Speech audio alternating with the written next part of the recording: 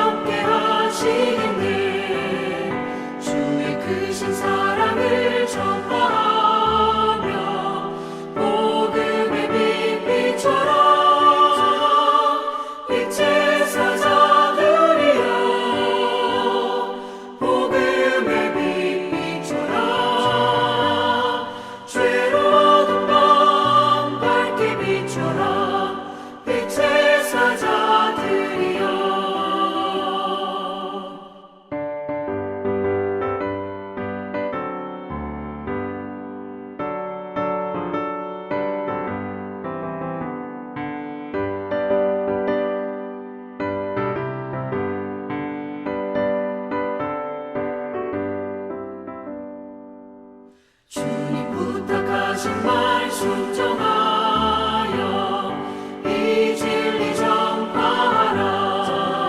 산을 넘고 물 건너 힘을 다해 복음의 빛 비춰라.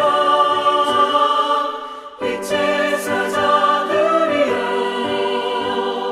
복음의 빛 비춰라. 죄로 어두운 밤 밝게 비춰라. 빛의 사자들이여 동서남북 어디나 땅끝까지 주님만 의지하고 눈 어두워 못 보는 백성에게 복음의 빛 비춰라. 빛의 사자들이여 복음의 빛 비춰라. 죄로 어두운 밤 밝게 비춰라. 빛의 사자들이여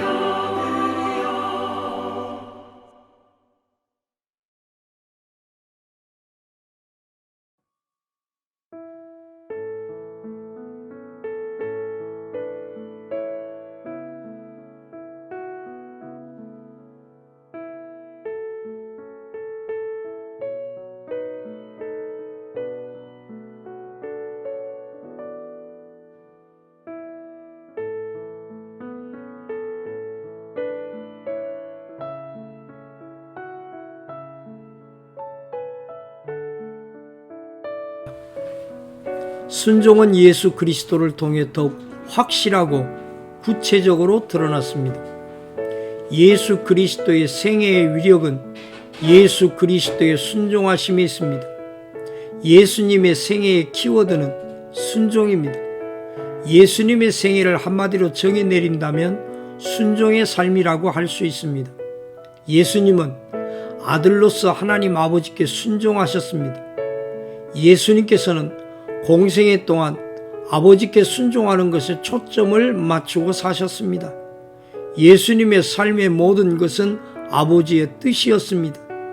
우리는 복음서를 통해 예수님께서 능력을 행하시는 것을 봅니다. 병을 고치시고 숱한 기적을 행하시는 것을 봅니다. 예수님의 생애의 초점은 기적과 능력을 행하신 것에 있지 않습니다. 그것은 예수님의 삶의 목적이 아닙니다.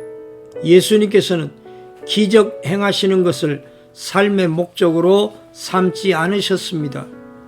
예수님의 삶의 목적은 단 하나, 아버지의 뜻에 순종하는 것이었습니다. 순종하는 것이 예수님의 삶의 목적이었습니다. 예수님께서는 하나님 아버지께서 하라고 하신 일을 함으로 하나님께 순종하기 위해 이 세상에 오셨습니다. 그래서 요한복음 6장 38절에서 예수님께서는 내가 하늘에서 내려온 것은 내 뜻을 행하려 함이 아니요 나를 보내신 이의 뜻을 행하려 함이니라 라고 말씀하셨습니다. 예수님의 사역은 기적과 능력을 행하시는 것이 아니고 아버지의 뜻에 순종하는 것이었습니다. 아버지의 뜻에 순종하는 과정 속에 능력을 행하시고 기적을 행하신 것이지 기적과 능력을 행하시는 것은 예수님의 삶의 목적이 아니었습니다. 오늘 우리도 마찬가지입니다. 우리의 삶에 기적이 일어나고 병이 낫는 것은 중요하지 않습니다. 우리의 삶에 일어나는 모든 일들을 통해 아버지의 뜻을 이루는 것이 중요합니다. 우리의 삶에 일어나는 모든 사건과 일들은 우연이 아닙니다. 하나님께서는 우리로 하여금 하나님 아버지의 뜻에 온전히 순종하도록 이끄십니다. 우리가 아버지의 뜻에 순종하는 것이 성공하는 것입니다. 그것이 기적입니다. 그것이 은혜입니다. 히브리서 5장 8절과 9절에 그가 아들이시면서도 받으신 고난으로 순종함을 배워서 온전하게 되셨은즉 자기의 순종하는 모든 자에게 영원한 구원의 근원이 되시고 라고 기록되어 있습니다. 아들이 아버지에게 순종하는 법을 배웠습니다. 예수님께서는 순종의 학교에 다니셨습니다.